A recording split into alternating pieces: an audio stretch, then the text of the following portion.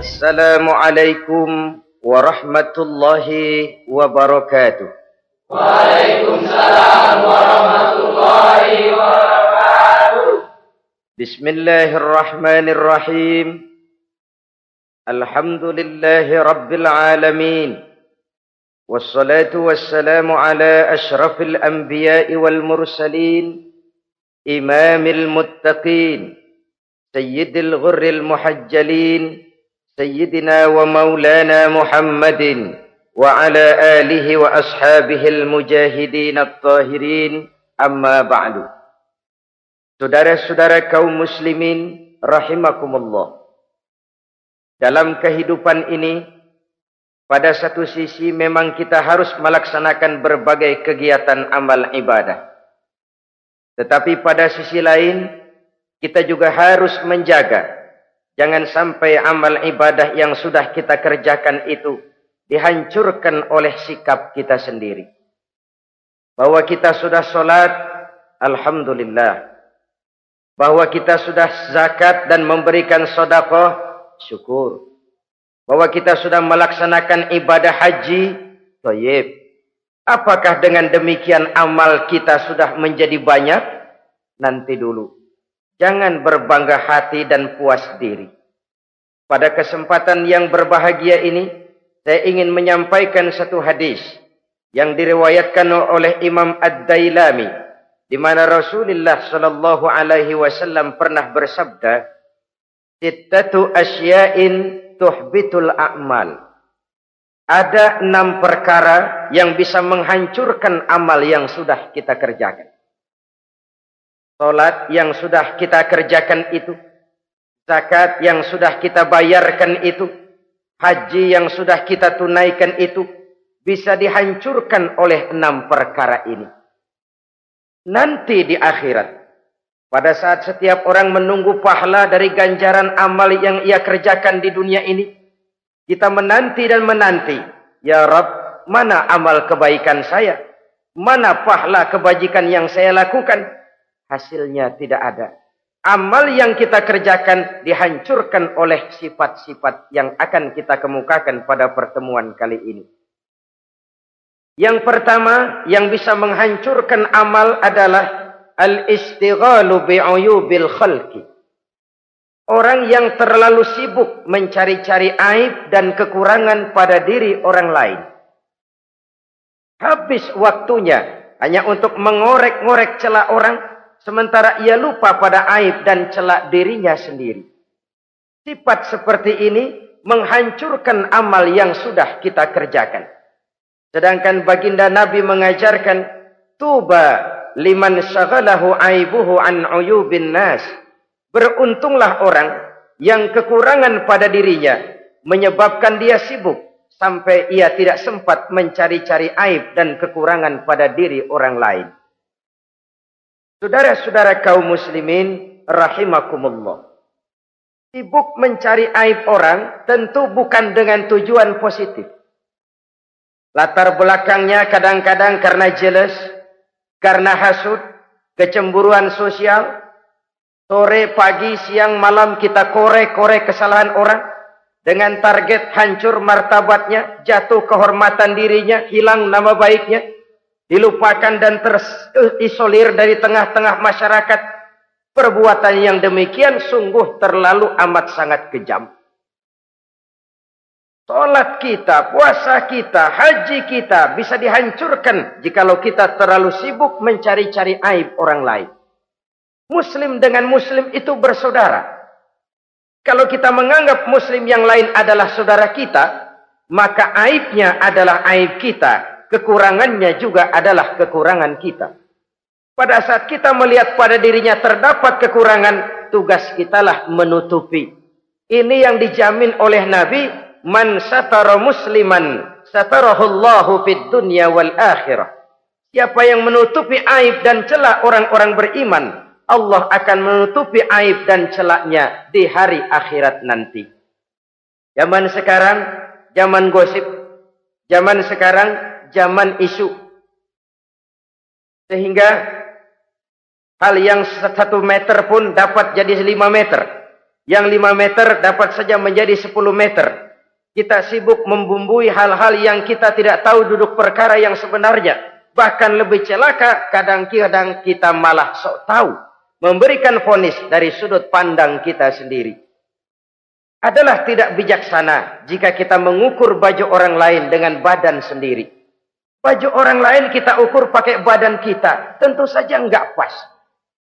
Begitulah, terlalu sibuk mencari-cari aib orang lain, menghancurkan amal ibadah yang sudah kita kerjakan. Na'udzubillah, summa na'udzubillah. Kadang-kadang hadir majelis taklim di pengajian, ngaji setengah jam, ngomongin orang 2 jam setengah. Tekor, defisit, belum bergeser dari majelis taklim. Ini kan penyakit rohani. Di mana kedudukan kita antara sesama muslim bagaikan satu tubuh. Kalau yang satu sakit, yang lain ikut merasakan sakit. Yang satu terhina, yang lain ikut merasakan terhina. Jadi pada saat kita melihat aib orang lain, kita ceritakan di mana-mana, kita bongkar di mana-mana, tentu satu hal yang jelas, kita tidak senang kepada orang itu. Kita tidak senang kepada orang itu. Dan kalau sudah tidak senang, maka fungsi persaudaraan bisa berubah menjadi permusuhan. Oleh sebab itu, kalau ada 2 orang berselisih, boleh kita bohong untuk mendamaikan 2 orang tadi. Misalnya si A sama si B berantem nih, jengkel, marah-marahan. Saudara datang ke rumah si A. A, saya dengar kamu lagi marahan sama B. Iya itu si B, kurang ajar. Bangsat, bajingan, tengik. Pokoknya kalau ketemu, awas. Ah, saya kira sih enggak begitu. A, tadi saya ketemu B, dia bilang malah kangen sama sampean. Dia pengen ketemu. Ingat masa lalu zaman sebantal berdua, sebatang rokok berdua. Dia kangen pengen ketemu. Padahal si B enggak ngomong apa-apa sama saya. Saya olah sedemikian rupa sampai si A tenang. A tenang, saya datang ke rumah B. B, katanya kamu lagi marahan sama si A. Iya tuh A, kunyuk monyet. Udahlah, pokoknya kalau ketemu dia saya hantam habis. Ah, barusan saya ketemu si A, dia bilang pengen ketemu ente. Pengen ngobrol kayak dulu, mengembalikan keharmonisan yang hilang, mengembalikan kehangatan persaudaraan yang lenyap. Si A tenang, si B adem. Kenapa? Karena bohong saya. Kesana saya ademin, kesini saya ademin. Jenis bohong seperti ini berpahala.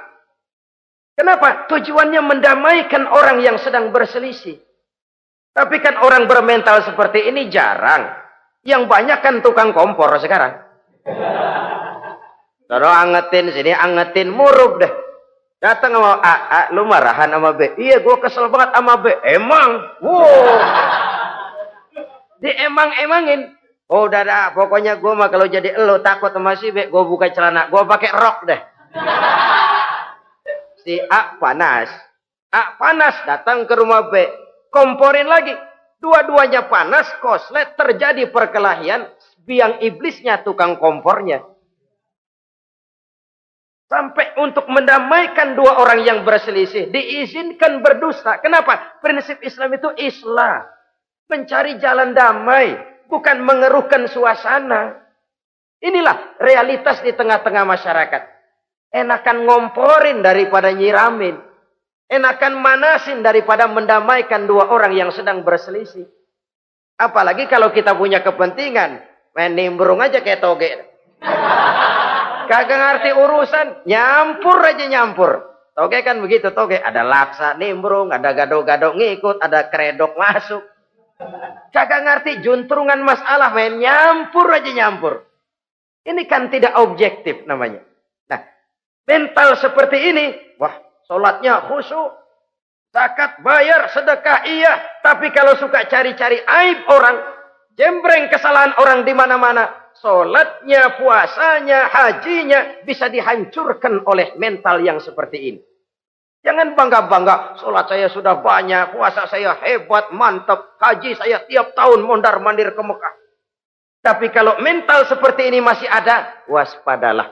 Amal yang kita kerjakan bisa hancur oleh sikap mental kita sendiri. Ini yang pertama. Yang bisa menghancurkan amal, terlalu sibuk mencari-cari aib orang lain. Satu. Yang kedua, saudara-saudara, wa qaswatul qalbi. Orang yang hatinya keras, tidak mempan diberikan nasihat. Baik nasihat yang datang dari luar dirinya, ataupun nasihat yang datang dari dalam dirinya. Hatinya keras. Dikasih muka tembok, kulit badak, kuping kebo. Makhluk apa namanya itu? Wallahu a'lam. Rai gedek. Pantas ya kalau kita lihat sejarah, Islam itu turun di semenanjung Arabia. Sebagai test case. Masyarakat Arab 14 abad yang lalu dikenal keras, kasar, brutal, primitif. Dari berbagai aspek kehidupan. Standar, kalau di tengah masyarakat yang begitu keras Islam berhasil, masyarakat lain lebih mudah masuk. Rasulullah diutus di Cianjur, lalu dakwahnya sukses, saya nggak kagum. Paling-paling datang Nabi ke Cianjur disambut dengan ramah. Enggak, Rasul. Ayo nama kumaha Rasul wae, ayo nama itu. Pasti aman, damai, tidak ada cerita perang. Tapi Masya Allah, turun di tengah satu struktur sosial yang keras, kasar, primitif. Menghadapi orang yang hatinya keras seperti ini. Apa prinsip kebijaksanaan yang dilaksanakan oleh Rasul dalam menerapkan syariat Islam? Pertama, at-tadrij fit tasyri'. Dalam melaksanakan syariat, prosesnya melalui tahapan. Contoh, jahiliyah dulu itu paling senang sama mabuk. Geng, pinteler. Oh, jahiliyah itu kalau sudah mabuk, nggak cuma minum, mandi pakai arak. Subhanallah, mandi pakai arak. Menghadapi masyarakat yang seperti ini, apa strategi syariat Islam? Mula-mula ayat yang turun. Yas'alunaka 'anil khamri wal maisir, qul fihima ismun kabirun wa manafi'un linnas. Mereka bertanya kepadamu, hai Muhammad, tentang arak. Katakan, arak itu ada manfaatnya, tapi juga ada bahayanya. Bahayanya lebih besar daripada manfaatnya. Tidak diharamkan dulu, tidak. Cuman dikasih sen. Teler emang enak. Melayang ke langit. Cuman ada bahayanya. Bahayanya lebih besar daripada manfaatnya. Dikasih gambaran, dikasih sen. Tidak diharamkan mutlak dulu, tidak. Bertahap dikit dulu. Nih. Urusannya begini nih. Ada manfaatnya, tapi ada bahayanya. Bahayanya lebih besar daripada manfaatnya. Jak rasio berpikir. Setelah tahu bahayanya lebih besar, kan dikit-dikit mulain jauh. Mulain ngurangin, jaga jarak. Setelah ada jarak, turun peringatan kedua. La taqrabus salata wa antum sukara. Jangan dekati sholat kalau kamu lagi mabuk. Sholat sehari semalam 5 kali. Berarti 5 kali mereka harus jaga diri. Jangan sampai mabuk. Makin jauh. Setelah jauh sekali, kira-kira tidak goyah, turun vonis. Innamal khamru wal maisir wal ansabu wal azlamu rijsun min amali syaitan fajtanibu la'allakum tuflihun. Arak itu najis, kotor, perbuatan setan. Jauhi, pasti kamu akan beruntung. Baru timbul hukum haramnya. Orang udah nggak kaget. Kenapa? Pagi-pagi udah dikasih sen. Bahayanya lebih besar. Kalau sholat jangan, kalau mabuk jangan mendekati sholat. Makin jauh. Ini tahapan. Sama juga kita kan. Begitu jebrol lahirnya cuman susu ibu. Gedean dikit sang Ambon. Kan gitu. Gedean dikit pisang ulek. Gedean dikit nasi. Udah gede bener jengkol jijelin. Proses. Coba bayi begitu lahir kasih pisang batu. Tenggeng. Gak kuat menerima. Belum waktunya. Ini proses yang dilaksanakan oleh strategi syariat Islam untuk mengobati penyakit qaswatul qalbi ini. Keras hati. Syariatnya bertahap. Tidak drastis. Tidak kalau sudah begitu ya mesti begitu. Tidak. Konsep kedua. Taklilut takalif. Menyedikitkan beban. Coba kita lihat. Seluruh konsep agama. Kalau kemampuan melaksanakan perintah berkurang, stressing perintahnya ikut turun. Angkat tuh beras 100 kilo. Nggak kuat pak, 30 kilo dulu deh. Ntar balik lagi, lama-lama juga habis. Ini konsep untuk mengobati qaswatul qalbi. Bertahap. Semua perintah agama itu begitu. La yukallifullahu nafsan illa wus'aha. Allah tidak memberikan beban kecuali sesuai dengan kemampuan yang dimiliki oleh seseorang. Kalau kemampuan melaksanakan perintah berkurang, stres perintahnya juga ikut menurun. Salat wajib diri. Kalau mampu. Gak bisa pak salat berdiri. Salat dengan berbaring. Kalau mampu. Berbaring gak bisa pak. Pinggang kurap. Salat pakai isyarat. Kalau mampu pakai isyarat tidak bisa. Dalam hati setiap kemampuan melaksanakan perintah berkurang, stres perintahnya juga menurun. Taklilut takalif ini juga salah satu strategi mengantisipasi kerasnya hati. Nah. Konsep yang ketiga dari syariat, al-musawat bainan nas fi takalifil ahkam. Persamaan terhadap manusia di dalam berhadapan dengan hukum Allah. Kadang orang yang hatinya keras itu, logikanya jalan, ngukur suasana. Gimana sih lu? Menggerib kagak mau ke masjid? No, yang Pak Haji masih di perapatan. Yang Pak Haji disebut. Itu kan cenderung orang begitu. Kalau dia nyolong ayam, dia tunjuk orang yang nyolong kambing. Ini apologi namanya. Kenapa lo nyolong ayam? No, yang maling kambing urusin, gedean. Apologi. Lah kapan mau beres kalau begitu? Tidak introspeksi, tidak self correction. Itu apologi. Untuk menutupi kelemahan diri, menunjuk kesalahan orang lain yang lebih besar. Itu kan nggak jantan namanya. Apologi. Tidak ada sifat untuk memperbaiki diri sendiri. Karena kecenderungan ini ada, Islam menutupi itu. Dengan apa? Semua manusia sama dalam berhadapan dengan hukum Allah.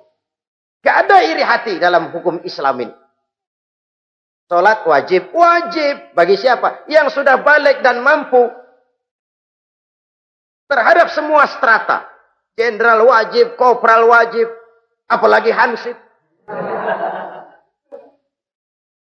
Tidak ada fasilitas. Wah kamu jenderal nggak apa-apa dah sembahyang setahun 2 kali. Idul Fitri aja Maidul Adha. Enggak tuh. Semua manusia sama dalam berhadapan dengan hukum Allah.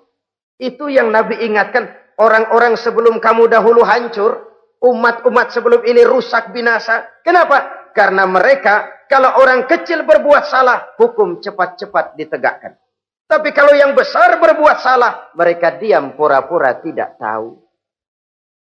Jadi apa ini? Yang namanya mafia peradilan bukan cuma zaman ayeuna. Sejak zaman sebelum Islam Nabi sudah mengingatkan. Mereka dahulu hancur. Kenapa? Kalau orang kecil berbuat salah, hukum buru-buru ditegakkan. Rame-rame dikeroyokin. Giliran yang gede berbuat salah, diam pura-pura enggak tahu. Hukum pakai pandang bulu. Saudara-saudara kaum muslimin rahimakumullah.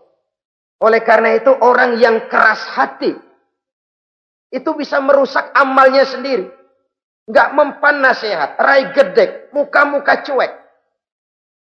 Baik nasihat yang dari luar maupun nasihat yang dari dalam enggak mempan. Kan dalam hidup ini ada nasihat dari luar, dari orang lain, bisa dari fenomena kehidupan. Ini juga nasihat. Oh, dia itu kaya tapi pelit. Hatinya begitu ya. Katanya menteleng. Itu kan nasihat. Itu kan nasihat. Oh, dia waktu berkuasa tapi zalim, matinya begitu. Perutnya pancung.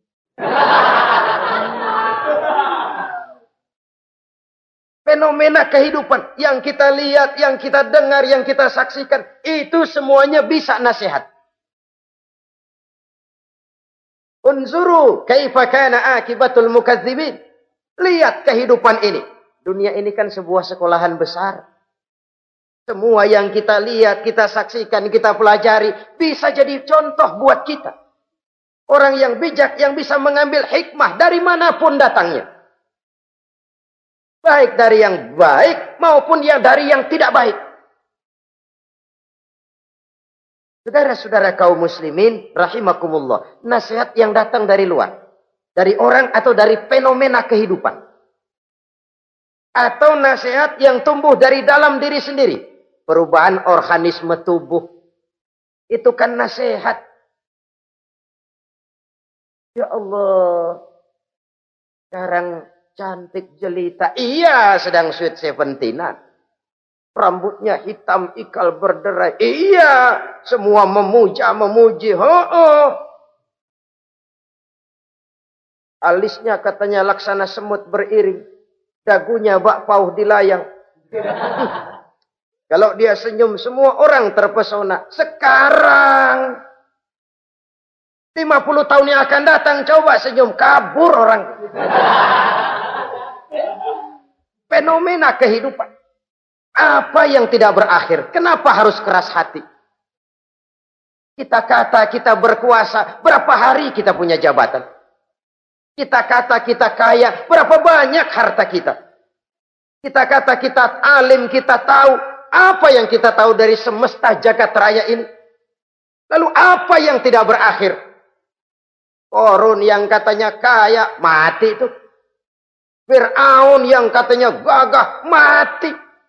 Napoleon Bonaparte, the Lion of Europe, singa daratan Eropa, mati. Saking matinya, mati.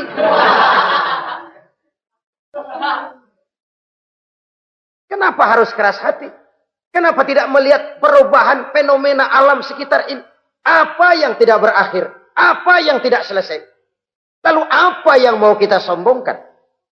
Kenapa kita harus keras hati? Sehingga pantas dalam hadis kursi Allah menyatakan al-kibriya'u libasi. Sombong itu pakaianku. Manusia enggak pantas pakai pakaianku, kegedean.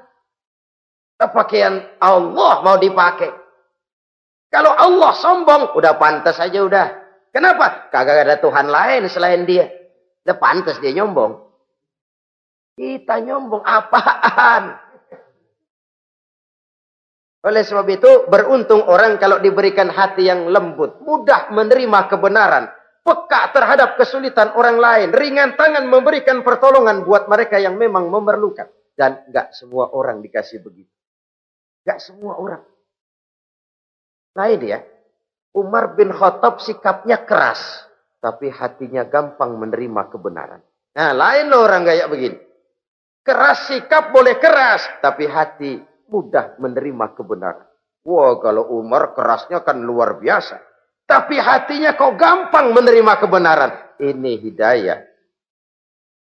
Coba lihat waktu berita Rasulullah meninggal dunia. Sampaikan oleh para sahabat, Umar jengkel. Cabut pedang.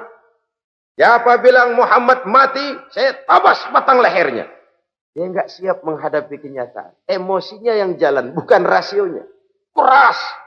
Bilang deh, Muhammad meninggal. Saya tabas batang lehernya. Untung ada Sayyidina Abu Bakar. Beliau tidak bicara langsung, cuma pidato. Ayyuhan nas, man kana ya'budu Muhammadan fa inna Muhammadan qad mata. Wa man kana ya'budu Allah fa inna Allah hayyun la yamut. Hai manusia, siapa yang menyembah Muhammad, Muhammad sudah meninggal. Tapi siapa yang menyembah Allah, Allah maha hidup dan tidak akan pernah mati buat selama-lamanya. Sayyidina Umar tersentak. Subhanallah, saya salah. Bagaimanapun Muhammad hanya seorang manusia. Saya cinta dia, saya suka dia, nyawa saya pertaruhkan untuk dia. Tapi dia manusia dan saya tidak menyembah Muhammad. Ia sadar akan kekeliruannya, berlinang air matanya. Keras sikapnya, tapi lembut hatinya. Nah, yang kayak begini, bagus. Ini udah sikap keras, hati keras, yaitu tadi. Muka tembok, kulit buadak, kuping kebo. Diapain aja udah nggak mempan aja udah. Susah yang kayak begini.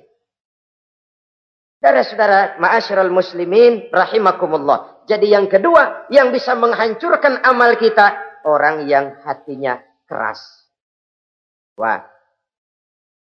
Yang ketiga sekarang, yang bisa menghancurkan amal kita itu wa hubbud dunya. Orang yang terlalu cinta kepada dunia. Nih, pakai kalimat terlalu ya. Kalau sekadar cinta kepada dunia, why not? Kita cinta anak dan istri, wajar. Kita cinta harta benda, tentu. Kita cinta sanak famili dan seluruh handai tolan, memang. Kita juga cinta kepada bangsa dan tanah air. Itu bagian dari iman, persilahkan. Yang tidak boleh itu kalau sudah pakai kalimat terlalu. Terlalu. Sebab kalau sudah terlalu, itu sudah di luar kontrol. Orang lalu menghalalkan segala cara. Terlalu cinta kepada jabatan. Akhirnya bergeser. Sholat menghadap Allah. Dengar mau pindah jabatan ke tempat kering. Gerasak gerusuk nyari dukun. Ini kan namanya iya kanak budu wa dukun nasta'in. Nggak bisa wong itu satu paket. Kalau iya kanak budu wa iya kanasta'in. Kalau hanya kepadamu ya Allah kami menyembah, hanya kepadamu kami minta tolong. Ini paket, jangan dipisah-pisah. Menyembahnya kepada Allah, minta tolongnya kepada yang lain. Sinkret, bercampur. Iya, kalau es campur enak. Tapi kalau agama dicampur dengan yang lain, nggak enak rasanya. Sama juga begini, ada gelas ya. Kalau sepenuhnya diisi bensin, itu ketahuan, bisa diminum motor. Kalau sepenuhnya diisi air putih, jelas bisa diminum orang. Tapi begitu separuh diisi bensin, separuh diisi air putih, kacau dah. Motor minum, mogok. Orang minum, mabok. Dijual juga nggak laku. Kenapa? Sinkret. Maka Allah pesan, wala talbisul haqqa bil batil. Jangan kau campur aduk yang hak dengan yang batil. Saudara-saudara kaum muslimin rahimakumullah. Begitulah terlalu cinta kepada dunia sering menyebabkan orang out of control.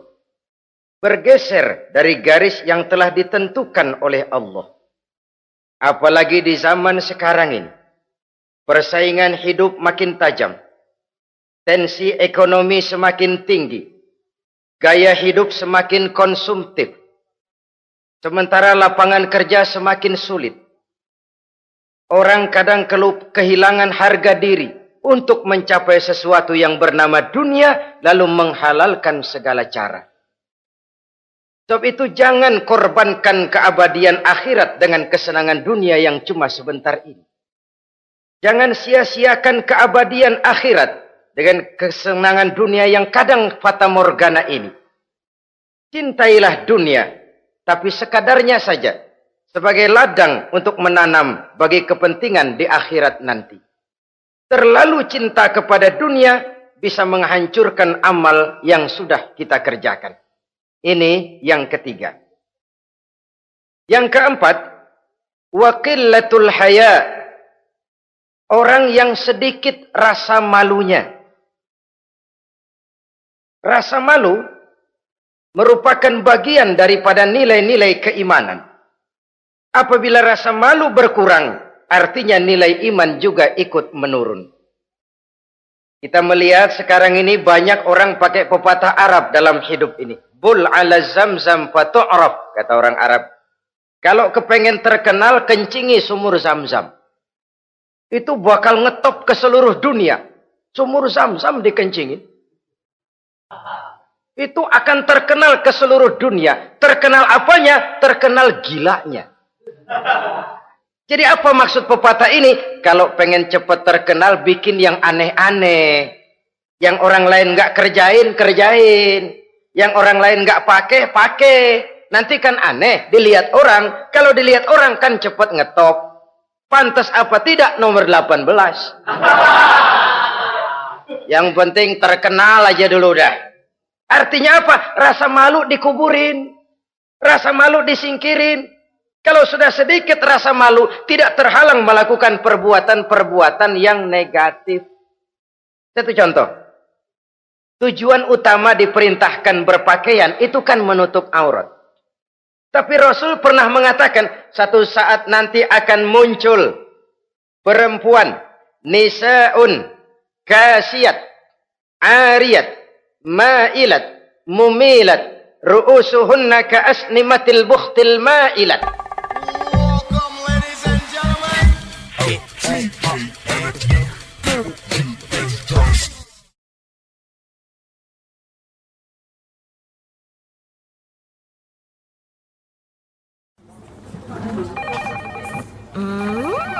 What is it? Ooh, a new chocolate product by the Integral CJ's Management. What chocolate? No, my girl. It's a new CJ's brand. Kepalanya ditata begitu rupa persis kayak punggung onta. Itu rambut lagu apa tahu deh. Ini kan fenomena berpakaian tapi telanjang.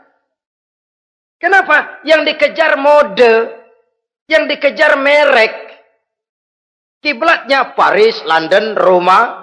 Imamnya siapa? Pierre Cardin, Christian Dior, Escada, apa itu Etienne Egner.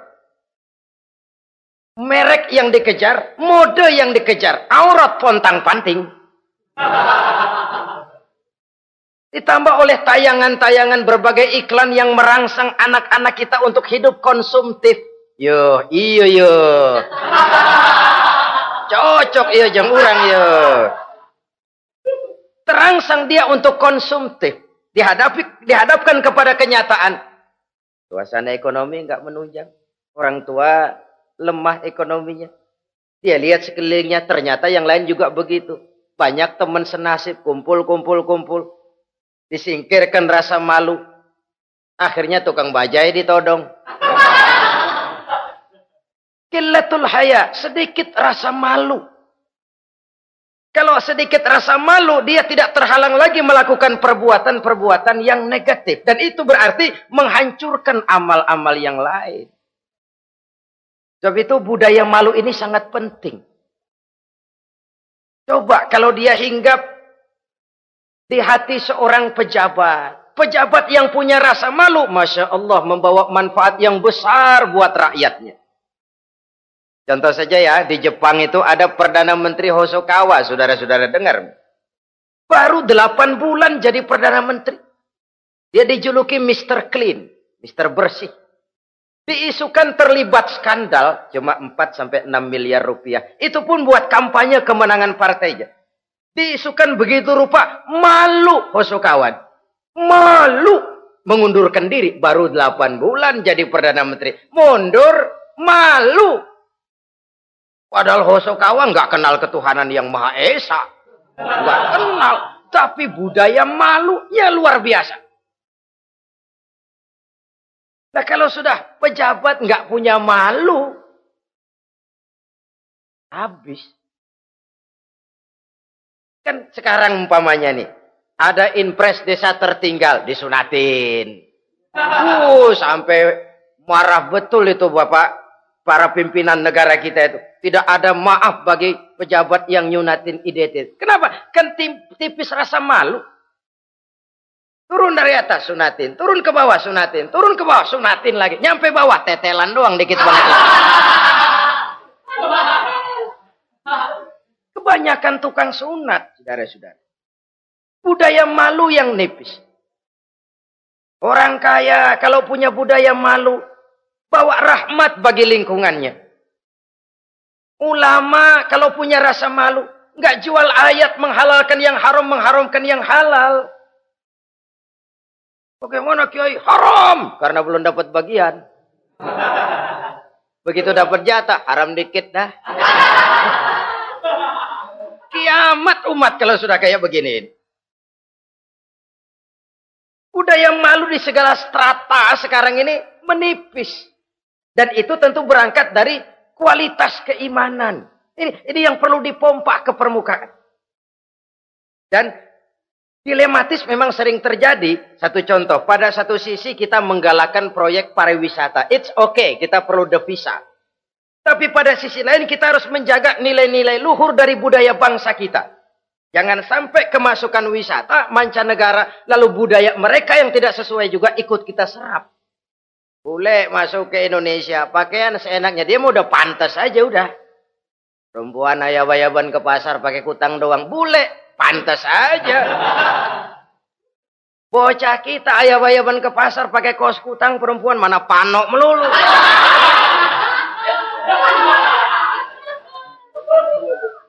Menipisnya budaya malu. Ada standar. Bahwa mode, hal kedua. Merek apalagi. Yang pertama itu menutup aurat. Dari sisi berpakaian saja. Kalau anak-anak kita diracuni oleh yang namanya mode, diracuni oleh yang namanya merek, dia akan terbuai hidup dalam alam kepalsuan. Sekarang ini hidung pesek bisa dibikin mancung. Kulit keriput jadi kenceng. Operasi plastik. Pada sisi lain pengaruh duit juga luar biasa. Ya aki-aki keriput kalau habis gusuran kenceng lagi. Pasaran keras lagi. Oleh sebab itu budaya malu ini perlu kita kembangkan. Supaya di semua strata sosial memiliki budaya yang namanya malu. Sederhana memang, tapi tidak semudah mengucapkannya. Sampai-sampai dijadikan taruhan, al-haya'u minal iman. Rasa malu itu bagian daripada iman. Dan malu yang tertinggi, kalau sudah punya malu kepada Allah, itu puncak. Puncaknya di situ. Kalau cuma malu sama mertua, ngaling aja dikit, dia kagak tahu deh. Kalau cuma malu kepada petugas keamanan, terlalu banyak tempat yang mereka nggak lihat. Tapi kalau sudah budaya malu kepada Allah, tidak sejengkal tanah pun terhalang dari pengetahuan Allah. Ini nantinya juga punya pengaruh sosial. Sosial kontrol sekarang juga sudah renggang. Dulu kalau ada hal yang dianggap aib, satu kampung tahu. Malunya selebar awak. Sekarang budaya hidup sudah individualis. Tetangga mau apa kayak cuek aja udah. Akhirnya orang anteng. Lah nggak apa-apa ini dah tenang aja dah besok begitu aja lagi. Sosial kontrol juga sudah agak renggang sekarang ini. Kalau dulu orang punya rasa sosial kontrol yang begitu dekat. Oleh sebab itu, budaya malu merupakan bagian daripada iman. Orang yang sedikit rasa malunya bisa lepas kontrol. Kalau dia sudah lepas kontrol, dia bisa melakukan hal-hal yang merusak amal perbuatannya sendiri. Oleh karena itu, pada pertemuan kali ini, saya juga mengajak, mari kita tumbuh kembangkan budaya malu ini. Saudara-saudara kaum muslimin, rahimakumullah. Yang kelima, yang bisa menghancurkan amal kita, watulul amal. Orang yang terlalu panjang angan-angannya. Hidup dalam bayangan. Kakinya tercabut dari alam realitas. Mengharap burung terbang tinggi, tapi punai di tangan cepat-cepat dilepas. Akhirnya burung di tangan terlepas, punai juga tidak datang. Terlalu panjang angan-angan. Hidup cuma nunggu keajaiban. Yang diwiridin jikalau. Orang sudah kemana-mana dia masih anteng. Jikalau andai kata umpama misalnya. Islam bukan agama orang pemalas yang selesai sholat lalu berpangku tangan. Ada orang yang cuma sujud saja rezekinya mengalir. Ada. Ada orang yang cuma munajat di keheningan malam. Rezekinya mengucur. Ada. Tapi kan bukan kelas kita.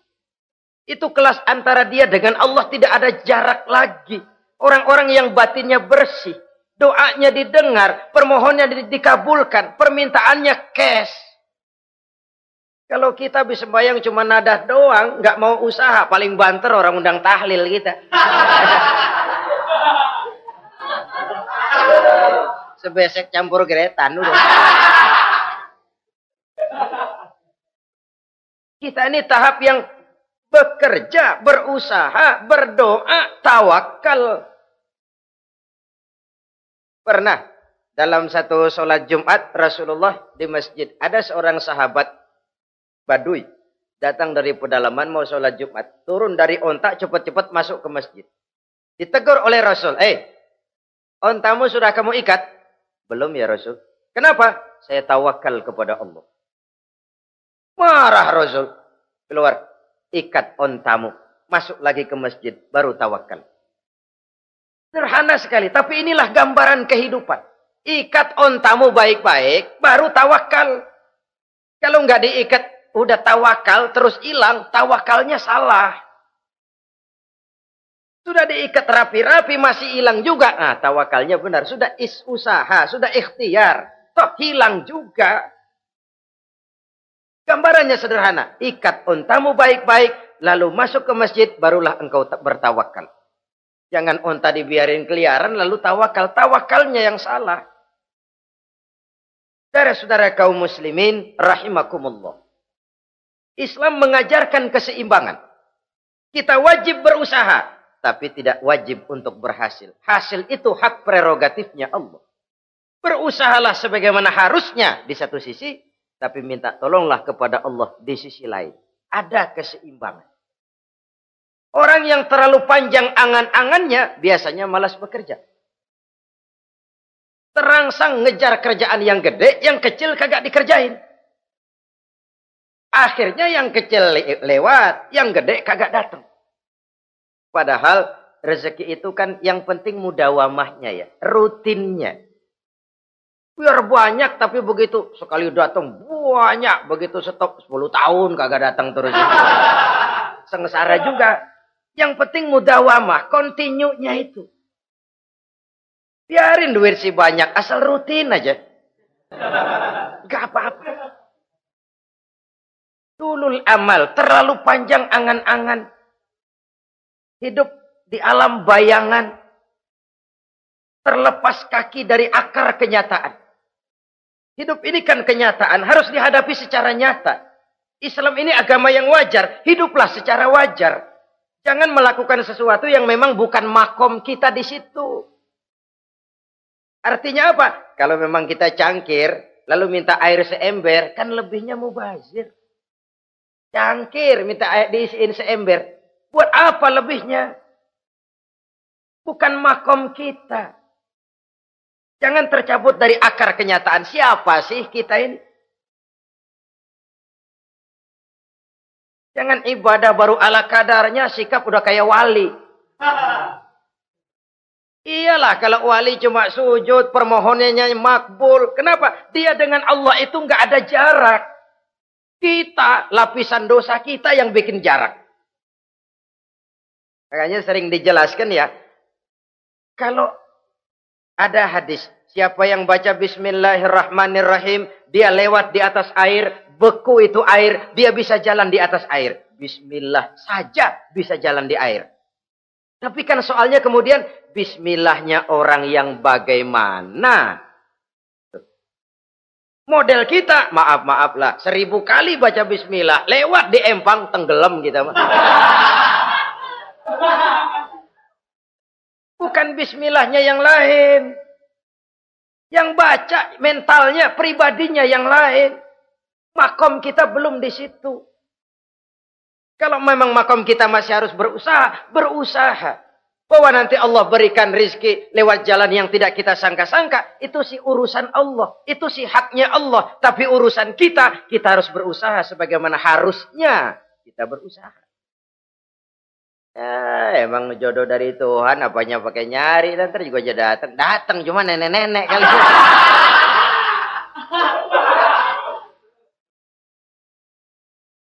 Bekerja, berusaha.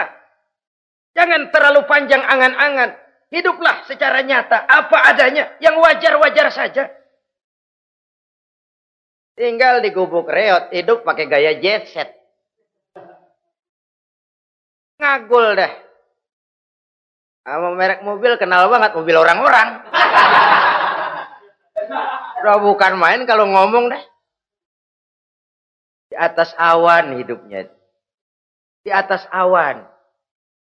Ngomong kagak ada yang kecil dah. Gak pakai juta udah. Miliar. Triliun. Ngerokok tetap aja ngombe. Silahkan mengharap burung terbang tinggi. Tapi punai di tangan jangan dilepas. Realitas apa? Idealisme boleh terbang setinggi langit. Tapi kaki tetap berpijak di alam realitas. Ayo kita ngambil contoh dari Rasulullah Sallallahu Alaihi Wasallam. Rasulullah itu kan dikasih mukjizat. Fasilitas. Tapi nggak ngandelin. Buktinya apa? Nabi hijrah ke Madinah. Itu kan manusia. Posisi kita terjepit. Ayo hijrah, hijrah, berangkat. Gak ngandelin Tuhan. Pojokin nih, dikepung. Kirim deh apaan kayak biar pada mampus nih orang ini. Enggak tuh. Enggak. Walaupun beliau punya mukjizat. Tapi enggak ngandeli. Kenapa kita enggak lihat itu? Perang Uhud kalah. Kalah. Berlumur darah dari kakinya yang mulia itu. Kalau ngandelin mukjizat, apa pantas Nabi kakinya sampai berdarah? Apa pantas sampai kalah? Kenapa enggak rekes, simsalabim, hancur musuh? Tidak, beliau tidak tercabut dari akar kenyataan. Beliau manusia, hidup dan berjuang secara manusiawi. Perkara Allah mau kirimkan mukjizat, itu haknya Allah. Waktu di Taif, saudara masih ingat. Dilontari dengan batu, menghindar ke kebun anggur. Turun malaikat Jibril, Muhammad, innallaha amaroni an uti'ak. Allah perintahkan saya datang menemuimu di sini untuk mendengar komandomu. Sekarang apa mau kamu? Kalau mau kau orang Taif yang melontari kau dengan batu hancur, saat ini saya angkat Jabal Uhud. Saya timpakan mereka biar mati semua. Bagaimana? Dalam keadaan terpojok, dilemparin batu, dikeroyokin, menghindar ke kebun anggur, turun Jibril nawarin bantuan. Apa jawab Nabi? Jangan Jibril. Jangan. Saya diutus bukan buat ngancurin orang. Saya ini rahmah bagi alam. Tapi kamu disambitin. Biarin. Saya berjuang jangka panjang Jibril. Kalau sekarang mereka ingkar. Barangkali nanti anak-anaknya mau beriman. Saya tungguin anak. Kalau anaknya kafir lagi Muhammad. Cucunya. Oh susah Muhammad, susah. Kenapa? Bagaimana bapak, begitu anak. Enggak begitu. Lalu mau kamu apa? Saya mendoakan mereka. Allahumma hdi qaumi fa innahum la ya'lamun. Ya Allah, berikan hidayah kepada mereka yang nyambitin saya. Karena mereka enggak tahu. Disambitin, berdarah, yang nyambitin didoakan. Pada satu sisi ini menunjukkan tingginya akhlak Nabi. Pada sisi lain ini menunjukkan Nabi juga mengatur strategi secara manusia. Tidak simsalabim. Tidak tercabut dari akar kenyataan. Padahal kita kalau lagi kepepet ada yang nolongin, kan demen banget. Kali mah kalau kita yang jadi nabi tuh, disambitin orang, turun Jibril, bagaimana hancurin? Sikat Jibril dah. Habisin aja, habisin. Hijrah ini usaha ikhtiar manusiawi. Perang kalah manusiawi. Putra tercinta wafat, berlinang air mata, manusiawi. Sakit, manusiawi. Padahal punya mukjizat. Tapi nggak ngandelin. Semua nabi juga gitu. Nabi Musa dikasih tongkat. Tapi berapa kali tuh tongkat dipakai? Waktu ngelawan tukang sihir. Waktu nyebrang di Lautan Merah. Itu aja. Selebihnya Nabi Musa berjuang secara manusia, berusaha. Gak mentang-mentang punya mukjizat tongkat, tiap dapat kesulitan, awas tongkat.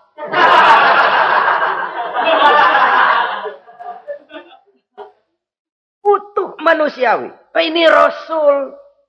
Kenapa kita nggak lihat itu? Kenapa kita lalu tercabut dari akar kenyataan dan hidup dalam khayalan? Sampai di satu anekdot yang menyentuh. Sekarang ini akibat tayangan-tayangan televisi begitu rupa. Ada seorang bapak ditanya sama anaknya. Pak, Tuhan sama Batman kuatan mana sih?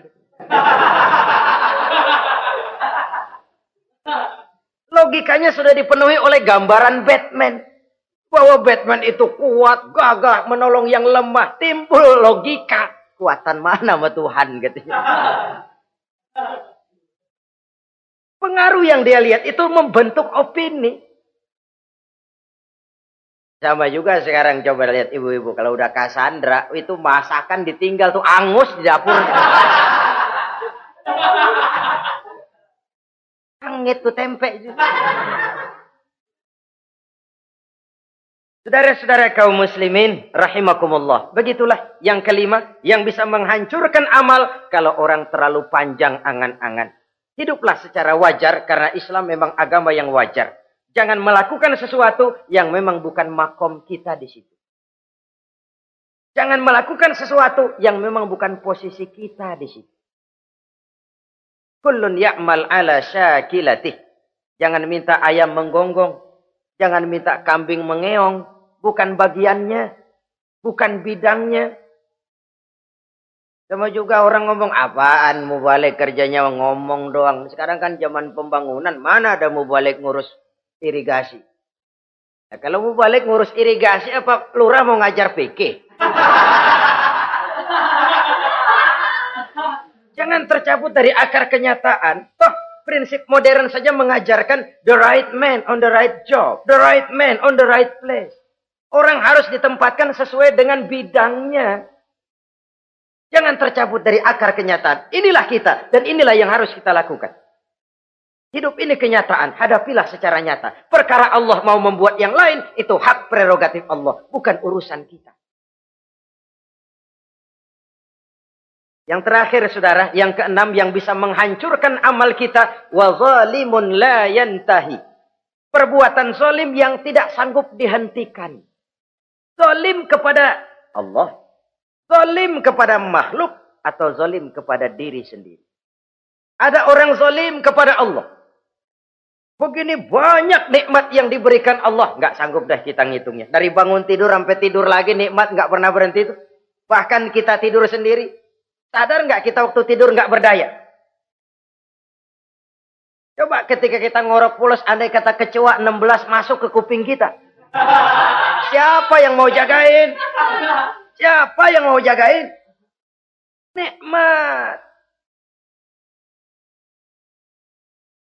Belum pernah nikmat Allah berhenti. Begini banyak nikmat yang diberikan. Dan Allah cuma minta satu. Syukuri nikmat itu. Kalau kamu syukuri, aku tambah. Kalau kamu ingkar, asal tahu saja azabku itu pedih, kata Allah. Orang yang zalim kepada Allah. Orang yang tiap hari memakan nikmat Allah. Tapi enggak pernah mensyukurinya. Akaltum ni'mata rabbikum walam tashkurulah. Kamu makan nikmat Tuhanmu. Tapi enggak pernah kamu bersyukur kepadanya. Itu zalim kepada Allah. Pak, dalam hidup ini kan kita dikasih waktu 24 jam sehari semalam. Sehari semalam, 24 jam. 24 jam itu Allah kan nggak minta semua. 5 waktu saja kau lapor kepadaku. Sholat. Sholat kalau bagus, 10 menit kan. Aroda tuh sholat bagus. Kilat, 5 menit dah. Kilat khusus 2 menit. Cepet dia nggak pakai perangko. Taruhlah yang menengah kita ambil 5 menit. Kalau 5 waktu, 5 kali 25, 5 kali 5 berarti 25 menit untuk lapor. Hei manusia, aku kasih kau hidup 24 jam. 25 menit kau lapor. Banyak yang berat. Padahal sisanya masih 23 jam 35 menit. Buah gambaran zalim kepada Allah. Padahal zalim kepada Allah yang rugi bukan Allah. Se-ASEAN tidak ada yang sujud. Apa Allah tekor? Apa Allah lalu berhenti jadi Tuhan? Apa Allah lalu jadi lemah? Tidak. Zalim kepada Allah artinya juga zalim kepada diri sendiri. Lalu zalim kepada sesama makhluk. Kadang tidak kita sengaja. Karena itu dalam Islam tidak ada kebebasan mandiri. Ya contohnya ya. Kita beli radio. Kita setel di rumah kita sekeras-kerasnya. Terus dalam hati nih. Radio gue. Beli gue. Pakai duit gue. Gue setel di rumah gue. Sekeras-kerasnya. Urusan apa sama orang? Kata kita. Tetangga kita kan boleh juga ngomong begitu. Mata gue. Yang ngantuk gue. Gue tidur di kamar gue. Ngapa suara radio lu masuk kemari? Ini kebebasan saya nyetel radio dibatasi oleh kebebasan tetangga saya yang mau tidur. Kalau saya perturutkan nafsu saya sudah zalim kepada dia. Zalim kepada orang lain. Dan yang banyak tidak kita sadari, zalim kepada diri sendiri. Membiarkan diri hanyut dalam munkarat dan tanpa ada usaha untuk menghentikannya. Tidak ada orang yang bisa mencelakakan diri kita terus-menerus kalau bukan diri kita sendiri. Tidak ada yang bisa menyelamatkan diri kita kalau bukan kemauan kita yang tinggi untuk menyelamatkannya. Allah sudah ciptakan kita dalam bentuk yang paling mulia. Fi ahsani taqwim. Dari sekian banyak makhluk yang diciptakan Allah, tidak ada yang sekomplit, seindah, secantik manusia. Ini harus dijaga. Jangan posisi yang sudah tinggi ini kita rendahkan sendiri. Fi ahsani taqwim posisi kita. Tapi kita rendahkan. Kita kembali asfala safilin. Posisi yang paling rendah. Kita zalimi diri kita sendiri. Karena itu, zalim kepada Allah, zalim kepada orang lain, zalim kepada diri sendiri, akarnya sama, mendatangkan kerugian. Dan bisa merusak amal yang sudah kita kerjakan. Oleh karena itu, mari sama-sama kita berusaha. Pada satu sisi kita melaksanakan amal ibadah sebagaimana yang seharusnya, tapi pada sisi lain kita menjaga nilai-nilai ibadah. Jangan sampai hancur oleh perbuatan kita sendiri. Sekianlah jumpa kita kali ini. Insya Allah kita lanjutkan di lain kesempatan. Terima kasih atas segala perhatian. Mohon maaf atas segala kekurangan. Usikum wa nafsi bitaqwallah. Wassalamualaikum warahmatullahi wabarakatuh.